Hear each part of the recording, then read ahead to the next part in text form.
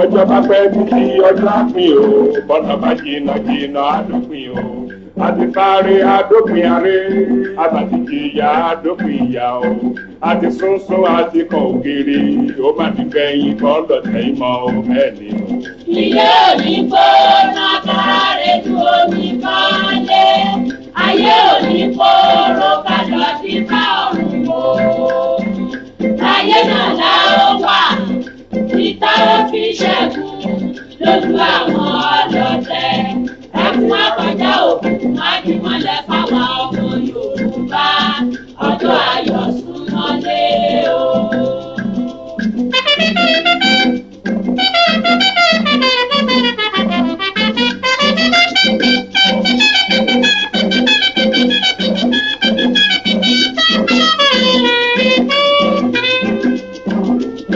Ó ní láéláé kan bá, ó mà ní láéláé kan bá.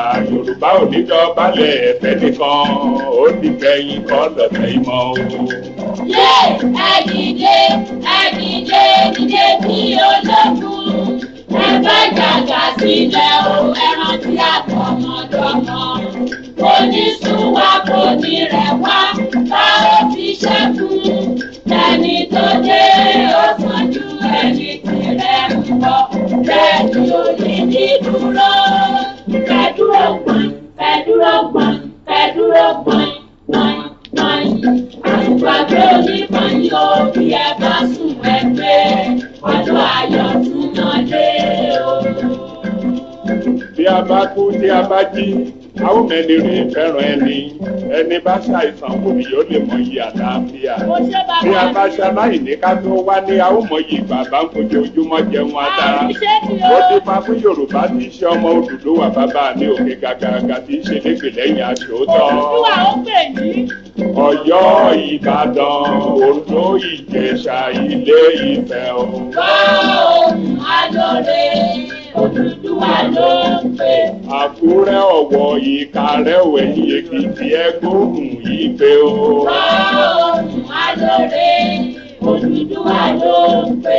Ìbàràpá, Ilé Ẹ̀gbádò, Ẹ̀yìn Ọ̀ṣun, Ẹ̀gbóhùn, Ifẹ̀ o. Gbọ́ ohùn alóore, Odùduwà ló ń pè. Ẹ̀yin Ìjẹ̀bú ọmọ Àlárẹ̀ o, ẹ̀yin Ẹ̀fẹ́ ọmọ Lísàbí. Gbọ́ ohùn alóore, Odùduwà ló ń pè o. Ẹ̀yin ọmọ Yorùbá, ọjọ́ ayọ̀ súnmọ́lé o.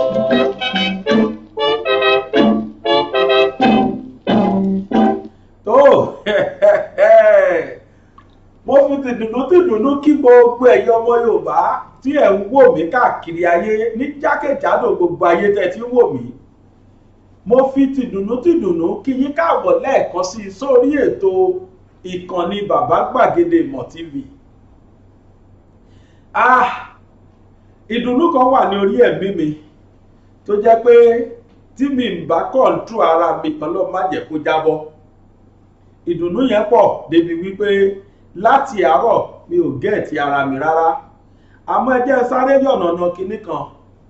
Mo fi fídíò kan síta láàrin bíi wákàtí mẹ́ta kan sẹ́yìn nísìnyí.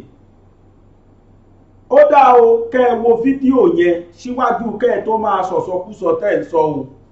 Táìtù lásán lẹlòmíì rí tí ò yẹ̀ wò tí ò tiẹ̀ wo kí ló wà ń bẹ̀. tó ti ń sọ jágọ̀nsì tó ba lẹ́nu.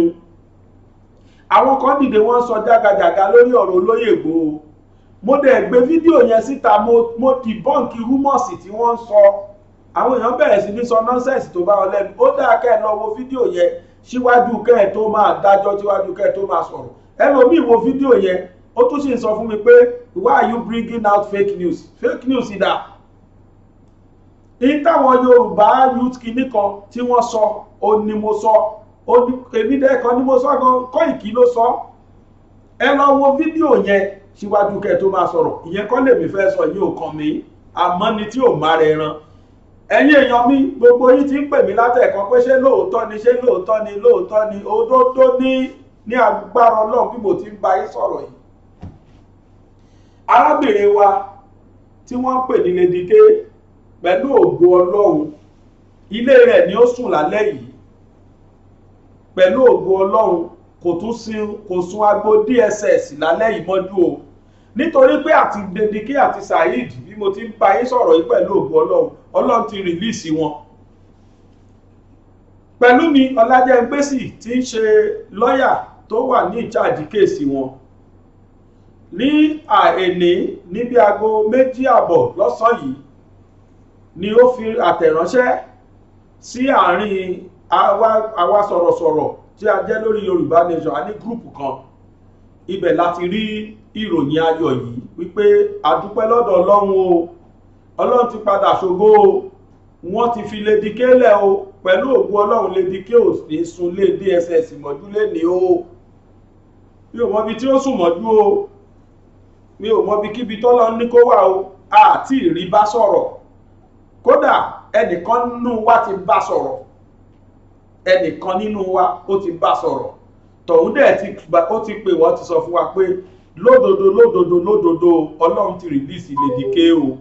Mo kí gbogbo ọmọ Yorùbá káàkiri ayé pátápátá pé ẹ kú oríire apá kìíní. A máa kíra wa náà kú oríire apá kejì láìpẹ́. Ẹ sáà má jẹ́ ká dákẹ́ àdúrà. Ìwọ ọmọ Yorùbá tí ó jẹ́ pé dáadáa ni wọ́n rò lórí Yorùbá, Ọlọ́run á ṣe nírọ̀rùn lágbára Ọlọ́run. Ní agbára Ọlọ́run bá ti máa bára wa yayọ̀ ayọ̀ látà tó ń retí kó dé adé bá wa pẹ̀lú ògo Ọlọ́run.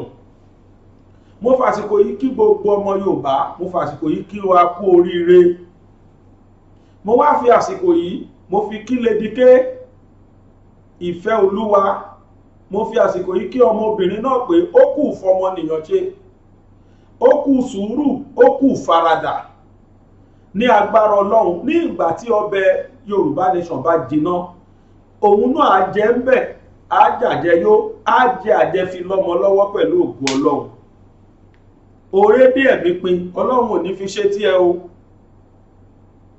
Ní agbára Ọlọ́run Olódùmarè, dídé tó wá dé yìí, á sọ sówó, á sọ sọ́mọ, á sọ sálàáfíà ara, á tún wá sọ sí ẹ̀mí gígùn. Àti gbogbo àwọn ọmọ Yorùbá tá wà nùdùnú káàkiri ayé báyìí, ẹ̀yin tẹ́ wà Nàìjíríà, ẹ̀yin tẹ́ wà l'Áfíríkà, ẹ̀yin tẹ́ wà ní erékùṣù ilẹ̀ Europe, ẹ̀yin tẹ́ wà l'Amẹ́ríkà, ẹ̀yin tẹ́ wà Canada, ẹ̀yin tẹ́ wà Germany, gbogbo yín tẹ́ wà nùdùnú báyìí, gbogbo yín ni mo kí kú oríire. Torí pé oore tó kan ẹnìkan lẹ̀ Yorùbá, oore gbogbo wa ni. Kò sí rọ́bẹ̀ o, òdodo ni. Fọ́tò yẹn lẹ̀ ń wò yẹn, fọ́tò Lady K olẹ́rí tí a fi ṣe àkọlé, o la fi ṣe title, olẹ́rí wa tá a fi ṣe thumbnail la pé síwájú. Lady K o, Ọlọ́run ti ṣeun, Ọlọ́run ti bá wa yọ̀ǹda ẹ̀. Mo wá fẹ́ fi àsìkò yìí pé ìwọ tó jẹ́ pé ní gbogbo ìgbà kí ti Yorùbá bàjẹ́ níwọ̀ wà fún. Gbogbo ẹ̀yin ọmọ lẹ́yìn Gani Adams, lọ kọwọ́ ọmọ yín baṣọ. Mo ṣe ń bọ̀ ní stúdíò tí mo gbọ́ pé wọ́n release Lady K tàlájà pé wá, mo ń sá eré bọ̀ gidi ni, torí mo ti lọ síta tẹ́lẹ̀, mo ń sáré bọ̀ ní stúdíò ni láti wá fún ẹ̀yin ọmọ ìyá mi, ẹ̀yin olólùfẹ́ mi, láti wá fún yín níròyìn ayọ̀ yìí. Ṣùgbọ́n bí mo tún ṣe ń bọ̀ ni mo tún rí fídíò yẹn tí wọ́n tún gbé ìwo méjì dání, tí wọ́n ń ṣépè fúnra wọn tán láwọn ń ṣépè fún Yorùbá, fún gbogbo presenters. Kí ló kúkú le tó yìí? ẹ̀yin ẹ máa ṣe ti yín lọ́kọ́ lọ́ndẹ̀ máa ṣe ti ẹ̀jẹ̀ jẹ́ olóyè Ìgbòho ló kù ká máa retí pé wọ́n rìlíìsì lágbára Ọlọ́run ẹ̀yin ẹ máa ṣe pè tó wù yín ẹni tí ó bá wúwo èpè nú wa àdúrà lẹ́ ń ṣe fún wa ẹni tí ó bá wúwo èpè àdúrà lẹ́ ń ṣe fún ẹni bá wúwo èpè òun nìkan náà lè pé máa mú ẹni bá dẹ̀ dérú lérú tán ẹni bá ṣépè fún yàn tí ẹ ní òun ló máa forí ara ẹ̀ gbé tọmọtọmọ gbogbo ọmọ Yorùbá mo kí wa kú oríire o apá kìíní nìyẹn mo kí lẹ́ẹ̀kan sísẹ́ mo tún sọ mo kí Lady K kú oríire ǹjẹ́ ọmọ yóò oṣù tí wọ́n fi gbé Lady K pamọ́ náà láti July 1 di October 23 abẹ́nìkan ní 2022 èní 22 July August September October oṣù mẹ́rin àti 23 days láti July 1st oṣù mẹ́rin àti 22 days oṣù mẹ́rin àti ọjọ́ méjìléníogún ní incarceration kò sí àgbà Yorùbá kan tó bá wa dá sí àgbà Yorùbá kan kò sọ pé òun rí àwọn tí wọ́n ń bú lọ́tún lósì ni wọ́n dààmú lórí báwo lowó yẹn ṣe yọ àwọn tó ń dààmú lọ́tún lósì ni wọ́n sáré lórí báwo ni Lady K ṣe jẹ́ ní yíyọ síta pẹ̀lú ẹ̀ náà wọ́n ń ṣépè kiri lórí ilẹ̀ ni àwọn tí wọ́n nífẹ̀ẹ́ Yorùbá àwọn tí wọ́n ṣe kinní kan ó kù sọ́wọ́ everybody in tí mo bá tún fẹ́ sọ yìí ó ní lórí ọ̀rọ̀ in tí gọ́fìmẹ̀ntì sọ páwọn rí Màlàmí ló jáde lénìí Anthony General Nàìjíríà ló jáde lénìí ló sọ pé àwọn ti mọ ẹni tí Sunday Igboho tó lẹ̀dí àpòpọ̀ mọ́ tó fi sponsor Boko Haram tó fi sponsor terrorism Nàìjíríà tó ṣe é gbọ́ wípé Sunday Igboho tó ń takùn Fúlàní agbénipa làwa ń gbọ́ pé òun ló sponsor Boko Haram mo mọ̀ má fẹ́ sọ̀rọ̀ yẹn lórí mo fẹ́ kà bí Màlàmí ṣe sọ gan ló ṣe wù mí kí n kà jáde torí tí n bá sọ lórí kò lè dùn lẹ́nu tèmi èní eléni ni Màlàmí sọ ọ̀rọ̀ yẹn ló ṣe press report lẹ́kìní yẹn lórí press briefing mo ń bọ̀ ọ̀rọ̀ yẹn sọ pé the Nigerian government says it has established a connection between Yoruba nation agitator Sunday Adeyemo, popularly known as Sunday Igboho, and a firm being investigated for terrorism. Ìyẹn ni pé wọ́n ṣe investigation lórí àwọn tí wọ́n dárúkọ pé wọ́n jẹ́ terrorist, wọ́n sponsor terrorism. Ìjọ́ kìíní àná wọ́n bi Fẹ́mi Adésínà léèrè Fẹ́mi láwọn ò ní interest láti dárúkọ àwọn tí wọ́n náà sponsor terrorism tí tíjọba Dubai tó kà síta. Wọ́n wà nú ẹni tó ka gbogbo orúkọ àwọn ẹni yẹn jọ náà mo rántí dáadáa nínú fídíò mi tí mo ṣe. Bọ̀tún tó yà mí lẹ́nu ni pé àwa ń rí lẹ́nìí nísìn pé wọ́n sọ pé nígbà táwọn ṣe investigation àwọn rí orúkọ Ìgbòho wípé ó ní connection pẹ̀lú ẹnìkan táwọn investigate to sponsor terrorism. Ọ̀rọ̀ yẹn rí Anthony General of the Federation and Minister of Justice Abubakar Malami stated that at a news briefing in Abuja on Friday yẹn lẹ́nìí he disclosed that the government has received the report on financiers of Sunday Igboho, saying the findings reveal that Igboho is a director and signatory to a firm, Adeosun International Concept Limited, registered on April 23, 2010. Investigation reveals that Adeosun International Concept Limited, belonging to Igboho, transferred the sum of 12,750,000 to Abba Bako and Sons. The Attorney General said it might be recalled that Abba Bako and Sons and its promoter Abdullahi Umar Usman are suspects in the ongoing joint terrorism financing investigation. Abdullahi Umar Usman is by way of financial transaction connected to Surajo Abubakar Mohammed, who was sentenced to life imprisonment in United Arab Emirates on charges of financing terrorism Boko Haram. This report shows the nexus between separationist agitation, terrorism, financing, and disruptions of peace in the country. The company, according to Malami, also has Oladele Oyetunji and Aderopo Adeyemo as directors and is linked to 43 banks accounts in 9 banks. He said the major financier of the Yoruba Nation agitator was found to be a lawmaker in the National Assembly, adding that he received a total of 127,143,000 from his financier between October 22, 2013 and September 28, 2020 through his firm. The ATF added that transactions outflows to the tune of 273,198,200 were recorded from Igboho's account between March 15, 2013 and March 11, 2021. He revealed that the report also found connections of financial transactions between Igboho's firm and some construction companies and businesses, among others. Having received the report, the federal government remains resolute in its determination to have a peaceful Nigeria, said Malami. The federal government will do the needful within the context of the legal provisions in ensuring that the matter is given the deserved attention and those found guilty will be made to face the wrath of law.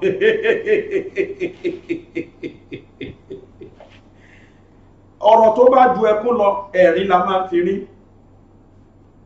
Ní ìsìn ní ìjọba wa rí pé ó yẹ káwọn dìde káwọn ṣiṣẹ́ ní orúkọ àwọn tí wọ́n sponsor terrorism.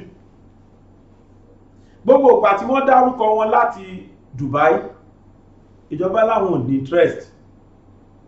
Ṣùgbọ́n nísìn tí wọ́n ti rí ọ̀nà tí wọ́n lè fi sorúkọ Sunday Igboho mọ́ wọ́n ní nísìn àwọn fẹ́ take action.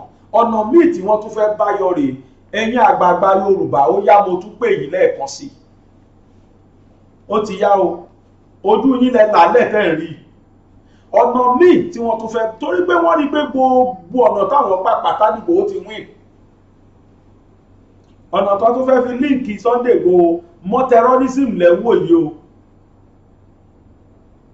Ọ̀nà tí wọ́n fẹ́ fi tún líǹkì Sunday Igboho mọ́ terrorism torí wọ́n ti rí pé kò sí báwọn ṣe lè ṣe ó máa safe. Ọ̀nà míì ni wọ́n tún bá yọ yìí. Ẹ̀yin àgbààgbà Yorùbá ṣó wá yẹ kó rí bẹ́ẹ̀. Ọ̀nà míì tún rèé o. Ìṣe ni kẹ́yìn tí ẹ jẹ́ ọ̀mọ̀wé tẹ́ ẹ dágbàgbà ẹ dìde. Ìgbádù yìí ti pọ̀jù fún Yorùbá. Yorùbá ní àkẹhùn sọ̀rọ̀ òun náà ní àkẹtọ́ sáré.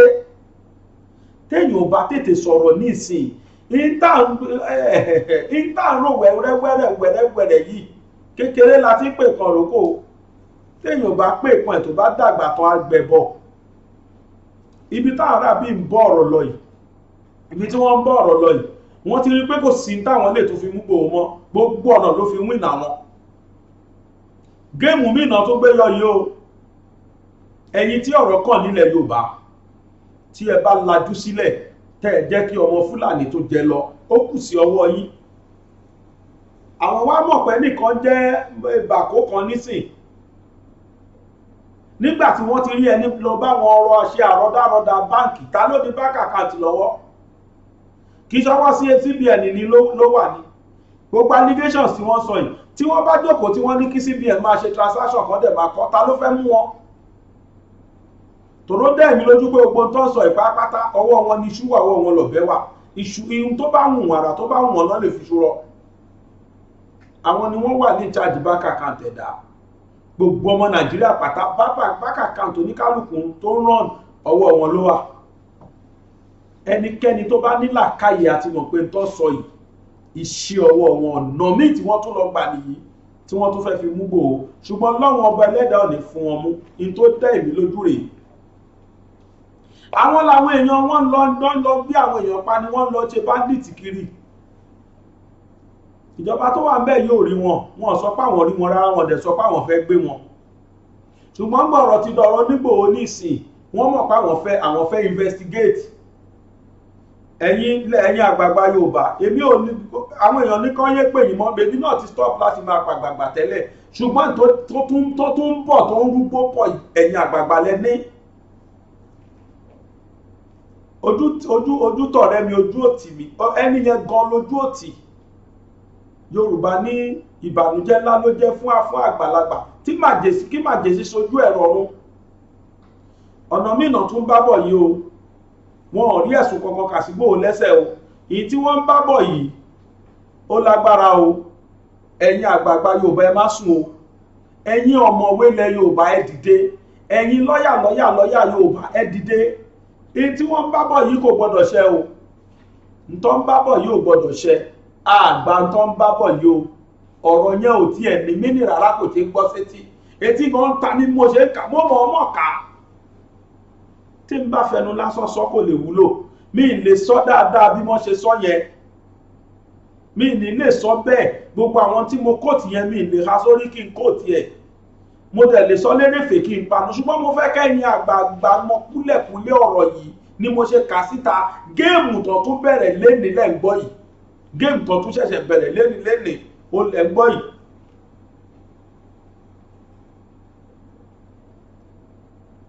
Ẹ̀yin ọmọ Yorùbá ẹ má sùn o.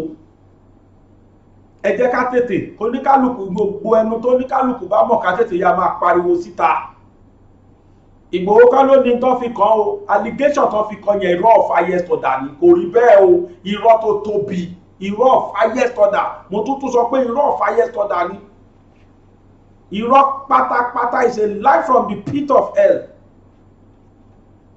Gbogbo ẹ̀yin tẹ́ bá jẹ́ alágbára ilẹ̀ Yorùbá ẹ dìde kẹ́yà máa tákù ọ̀rọ̀ yìí, kẹ́yà máa takò pé kò jọ ọ̀nà míì tí wọ́n tún fẹ́ gbà rí tó tún fẹ́ fi mú ọmọkùnrin tó wọ́n ti rí pé bọ́rọ̀ ṣe ń lọ ní agbára Ọlọ́run. Ìgbòho ò ní pẹ́ dìde, kò ní pẹ́ escape, kò ní pẹ́ release ẹ̀. Wọ́n ti rí pé àwọn ò rí nǹkan sọ fún ìjọba Benin Republic pé kó fi di ọmọkùnrin kó fi dì mú. Wọ́n ti rí pé àwọn ò rí nǹkan sọ fún United Nations. Wọ́n ti rí pé gbogbo ayé ti wà lọ́rùn àwọn. Wọ́n rí pé àwọn ò mọ táwọn lè sọ táwọn lè fi gbé dúró síbẹ̀.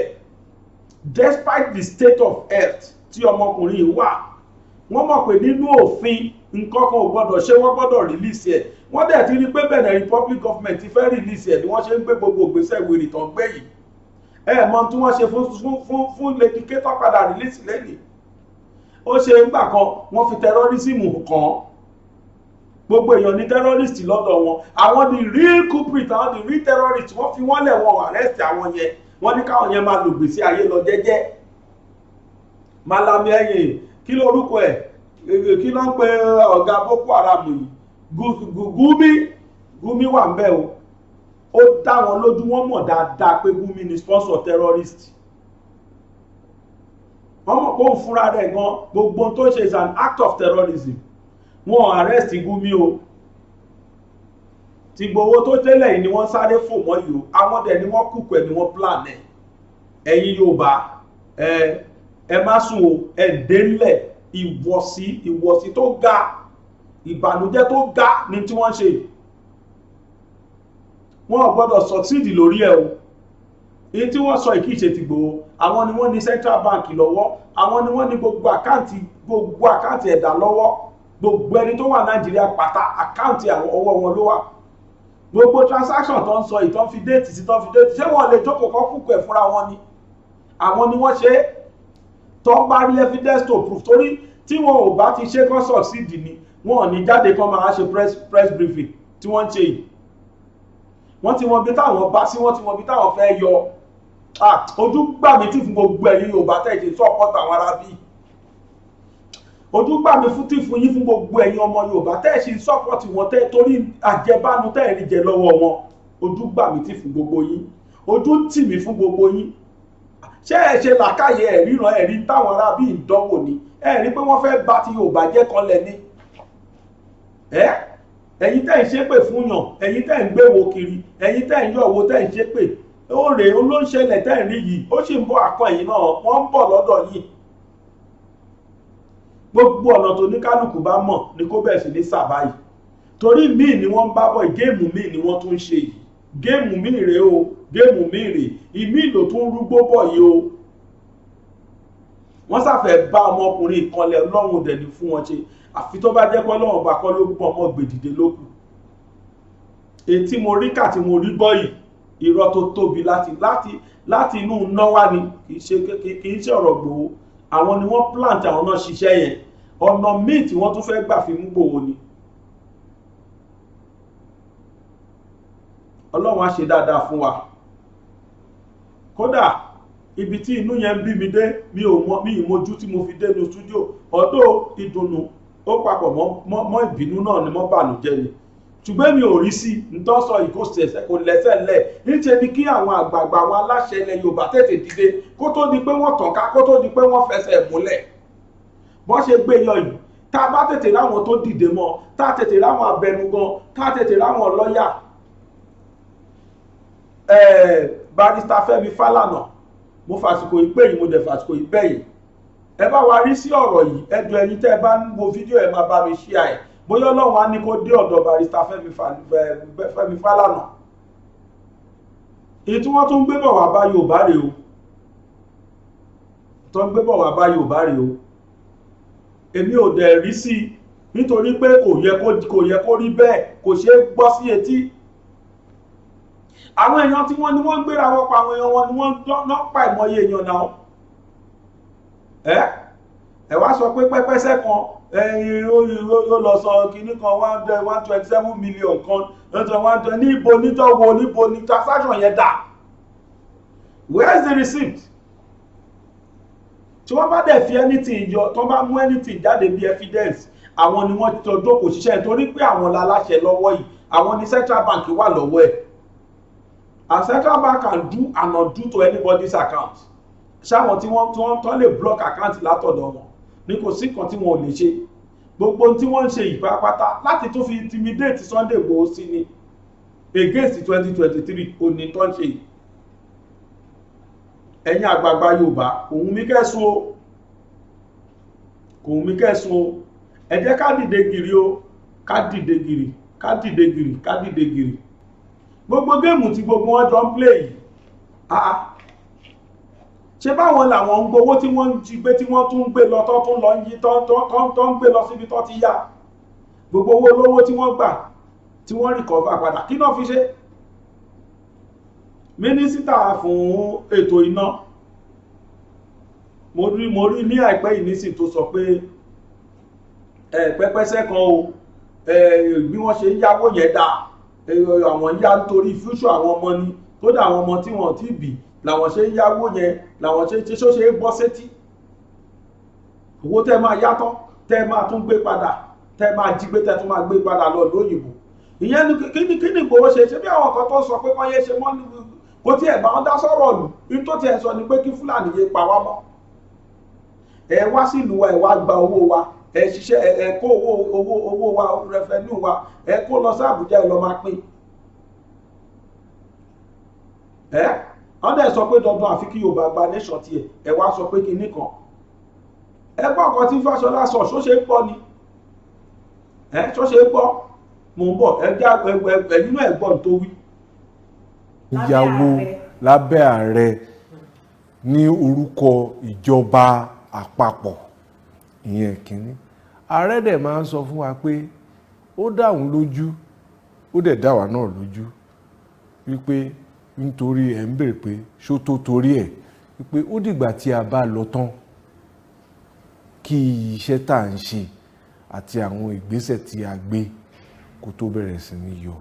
Ìdí ẹ̀ ni wípé ńgbà tí èèyàn bá wà ní ọ̀dọ́ tí ò tíì níyàwó àbí tó bá wà ní omidan tí ò tíì lọ́kọ tó ń gbénu yàrá kan, ìjọ tó bá so yìgì tó jẹ́ pé ìkíní tọ́lọ́run fi ta wọ́n lọ́rẹ ìbejì ni, tó jẹ́ pé kejì ìbẹ́ta ni, wọn ò dẹ̀ tí jáde nínú yàrá yẹn, ìjẹ́ ìṣẹ́ ò ti máa di bẹ̀rẹ̀ sí ní bá wọn gbé.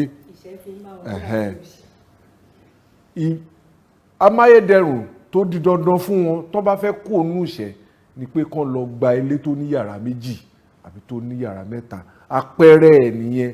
Gbogbo nǹkan tá a jókòó lé ń sìn tá à ń lò kó tó wá lò mọ́. Ìdí ẹ̀ nìyẹn. Àwọn ọmọ tí a wá sọ pé wọ́n ń jẹ gbèsè lẹ̀dí, ṣé ká dúró kán bí wọn tán, kán dàgbà tán, kán wá tó bí ọmọ ọdún ogójì ọdún kan tó bẹ̀rẹ̀ sí ní kọ àbí ká ṣètò lẹ̀ fún wọn pé tó bá máa délé ayé inú ìdẹ̀ra inú ìrọ̀rùn nìkan dé sí èwo ló péye èwo ló mú làákàyè wá. mo dẹ̀ máa ń bi àwọn èèyàn wípé bíríìjì tá a kọ́ sẹ́kọ̀ọ́ lánàá ti Lẹ́kí ṣé ká dúró de àwọn ọmọ tó ń gbabẹ̀ lọ skul sẹ́yìn kan di àgbàlagbà kan tó ṣẹ̀ wá kọ́ àbí kò ṣe ni lóore láti rí i pé láti kékeré wọn lọ ti ń lò nú ẹ̀ káwọn náà dákun. tẹ́ bá ní èèyàn ń retí ọmọ oṣù mẹ́sàn-án ló ó mọ̀ pé ọmọ ń bọ̀ kò wá ṣètò ibi tọ́mọ máa dé sí ẹ wá nítorí kò fẹ́ jẹ gbèsè lẹ́ẹ̀dọ́mọ. òun lẹ ti gbọ́ yẹn ìdí tí ìjọba Nàìjíríà fi ń jẹ gbèsè lábẹ́ ààrẹ Buhari ni mínísítà ti ṣàlàyé yẹn. ẹ̀dá ẹ̀kejì ni pé ṣé kán fowó kówó orí torí tẹ́ ẹ̀ bá fẹ́ ká yáwó tá à ń fẹ́ sanwó orí sí i. ẹ̀dá ẹ̀kẹta nínú gbogbo títì tá à ń sọ yìí èwo ni ká fi lẹ̀ ń bẹ̀.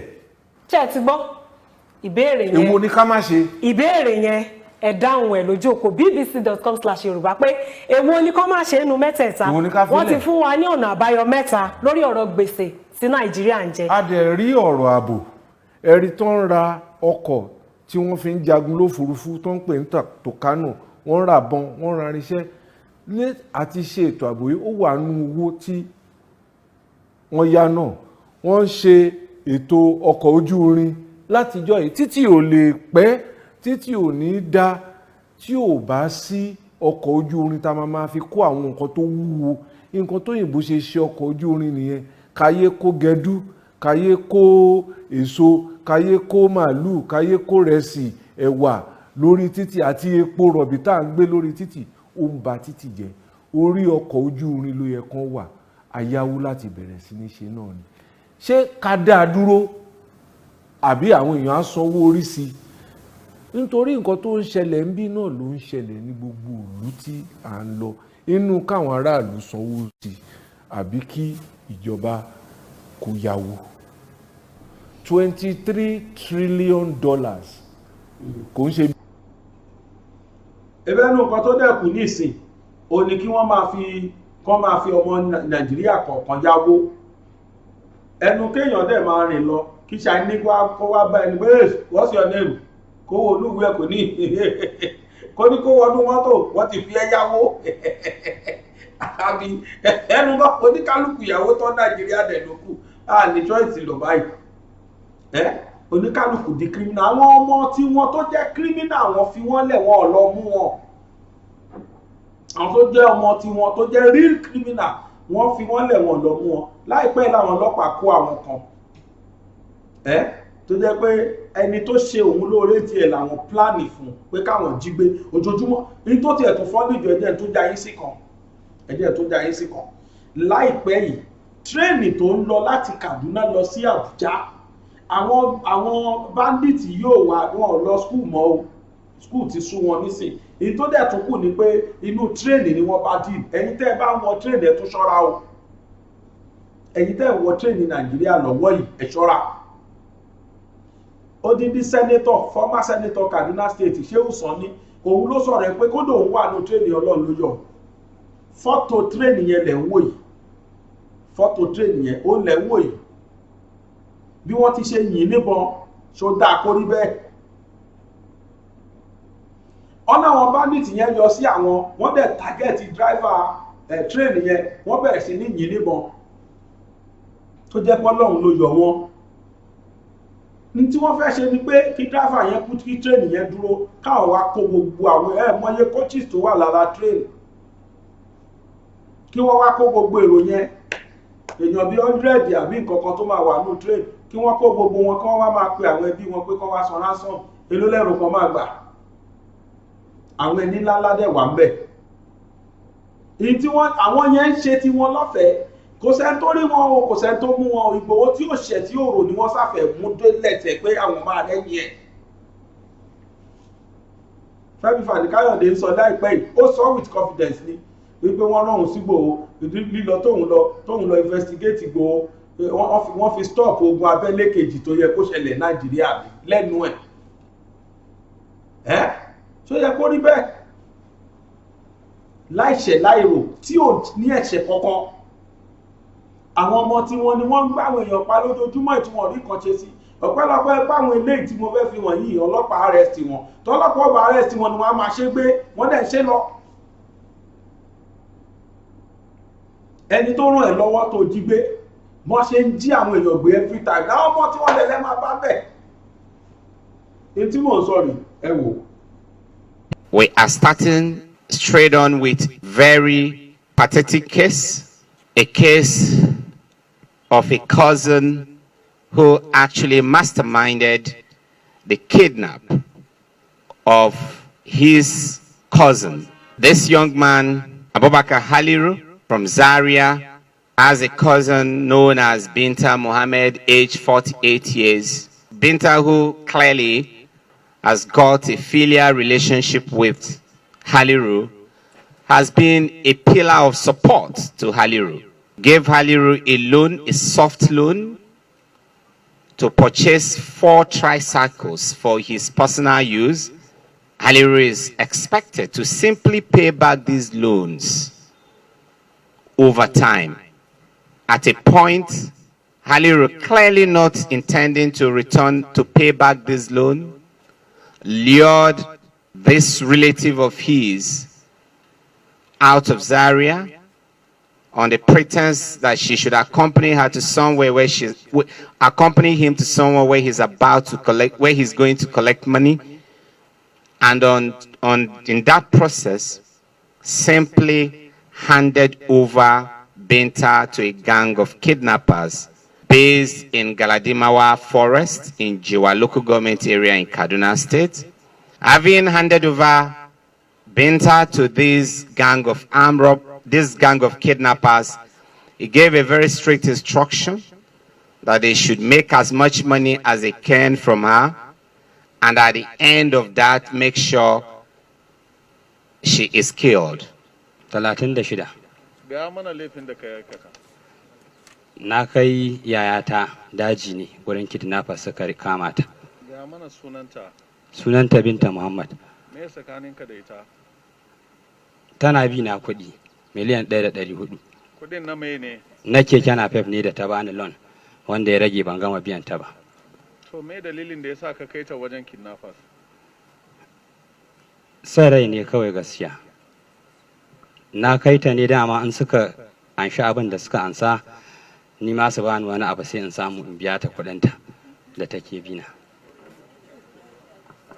To ya kai kasancewa wayannan suna kidnapping? Akwai wata yarinya da nake nema. To shi wanda muke waya da shi ya auri yayarta. Ta yadda aka yi na santa kenan. Yadda aka yi na san suna kidnapping kenan. Ta hanyar kanwata da nake so. Okay, he gave his name as Abubakar Haliru. He's from Zaria. He's 36 years of age. He confessed that he facilitated the kidnap of his cousin, who has previously given him a loan to purchase 4 tricycles for his business. And he was meant to repay back this soft loan. But because he couldn't meet up with the repayment, he decided to lure her, hand her over to this kidnap gang, one of whom he had already known in the past to be a criminal, a kidnapper, with the intention that she should be extorted, and maybe he will get some part of the money to enable him repay the loan. These gang members who are here are clearly very dangerous elements. They have a history of having participated in so many other kidnap operations in the past, including the kidnap of 8 persons from the National Leprosy and Tuberculosis Training Center in Zaria. This gang is also responsible for the killing of a female pharmacist from the Ahmadu Bello Teaching Hospital that was kidnapped some time ago, and so many other horrible crimes they've actually committed in the past. So Binta must have been a very lucky woman to have escaped death by whiskers. But Binta had a divine visitation, and that very night, the first night of her kidnap, she managed to escape from the kidnappers' den. Unfortunately, but still fortunately for her, on her way out of that particular gang of kidnappers' den, she ran into yet another roving gang of kidnappers who opportunistically took her. But this time around, with no clear prior relationship with them, the instruction that she should be killed was never executed. Within the time she was trying to transit out of the forest, she had already made calls, and that calls got through to IRT operatives, who also set machineries in motion that eventually facilitated her release from the kidnappers' den. Binta is still currently receiving medical treatment, but the lesson herein is the fact that most of the kidnappings in our neighborhoods, in our communities, in our cities, and in our states will never succeed, or probably wouldn't have taken place without active connivance of people who are close to us and sometimes people from our own communities. So we must continue to watch closely persons we relate with. We must continue to watch closely people who help. We must continue to pay very close attention to red signals and red flags that would suggest that we are probably.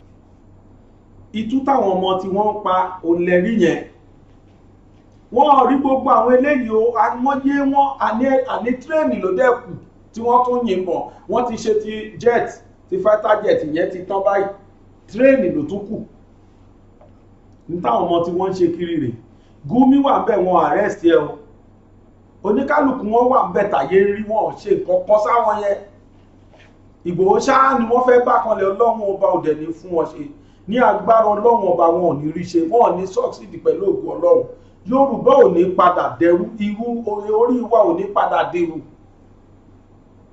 àwọn ọ̀rọ̀ wa tí wọ́n kó lù tiwa tí wọ́n lọ fi tún lù tí wọ́n ṣe ìyẹn ló sì wọ́n kan sì máa kó kiri tí wọ́n fún àwọn tí wọ́n jó lórí wa ní peanut tínú wọn dẹ̀ tún dùn tí wọ́n sọpọ́ tiwọn. Lẹ́ẹ̀kan sí mo tún fi àsìkò yìí pé ẹ̀yin tí ẹ jẹ́ olóòtẹ́ ẹ jẹ́ lóko nílẹ̀ Yorùbá ìgbájú yìí tó bá lọ gbé bẹ́ẹ̀ ojú ti gbogbo yín ṣùgbọ́n mo mọ̀ pé Ọlọ́run ọba ẹlẹ́dàá tó dá Sunday Igboho tó dẹ̀ sọ dìgbà tó wà yìí Ọlọ́run yẹn aṣọ délẹ̀ á yọ kúrò lọ́wọ́ ọba Fáráò tá ní lọ́wọ́lọ́wọ́ yìí ní agbára Ọlọ́run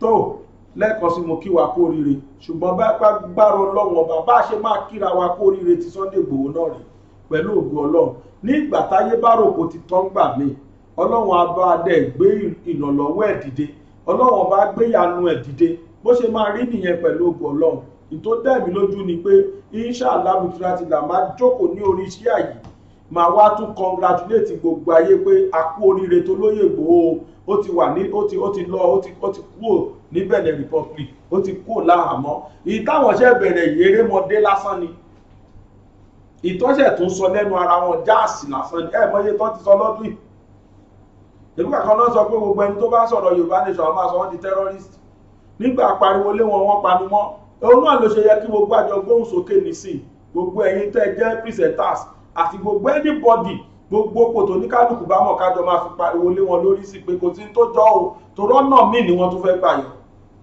ọ̀nà míì ni wọ́n tún fẹ́ gbà yọ yìí Ọlọ́run ò dẹ̀ ní fún wọn ṣe ní agbára Ọlọ́run tó oníyanṣẹ́ ọlọ́kà ṣe mú fún lẹ́ẹ̀kan sí lórúkọ gbogbo crew members Bàbá Gbàgede Mọ̀ TV akíledike àti Jamiu akí àwọn méjèèjì kú oríire lágbára Ọlọ́run ní ìtẹ́ padà wálé yìí ní padà wálé lékú lọ́wọ́ o ní padà wálé lárùn lọ́wọ́ ní padà wálé lé àìsàn lọ́wọ́ ní padà wálé lé ikú òjijì lọ́wọ́, àwa náà tẹ padà dé bá ní agbára Ọlọ́run ọba, àwa náà ní dòkú, wọn ò ní gbé àwa náà, wọn ò ní fi wá rọ́pò yín lágbára Ọlọ́run ọba.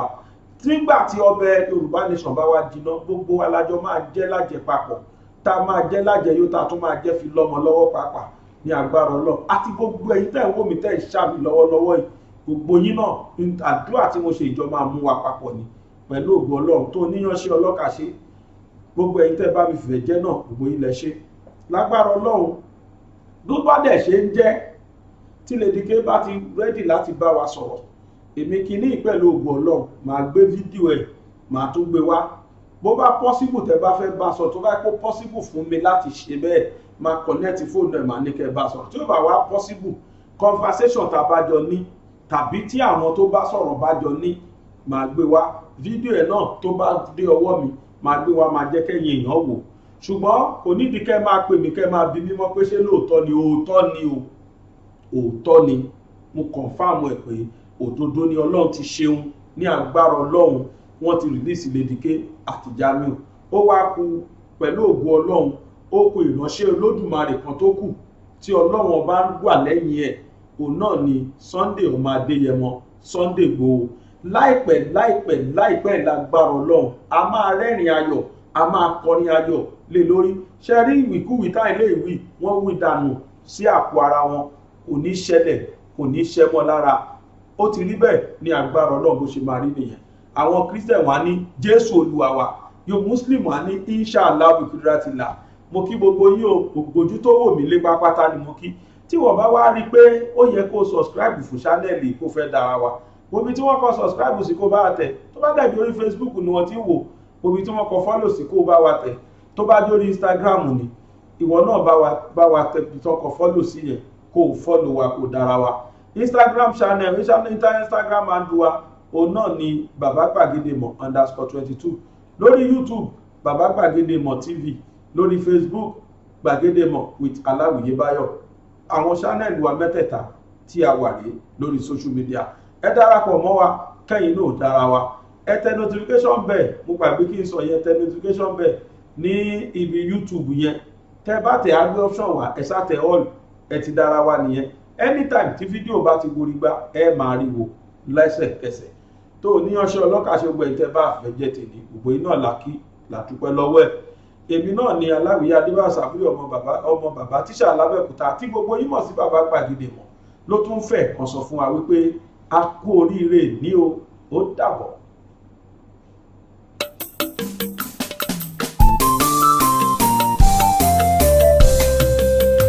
BGI TV yìí mo fẹ́ máa wò, ọ̀rọ̀ tó jẹ tí ń gbèsè mo fẹ́ gbọ́, ètò lóríṣiríṣi wọ́n wà lọ́lọ́kan òjọ̀kan, ìròyìn tó kojú òṣùwọ̀n àtàwọn ọ̀rọ̀ àgbọ́ fi kọ́gbọ́n, eré wọlé.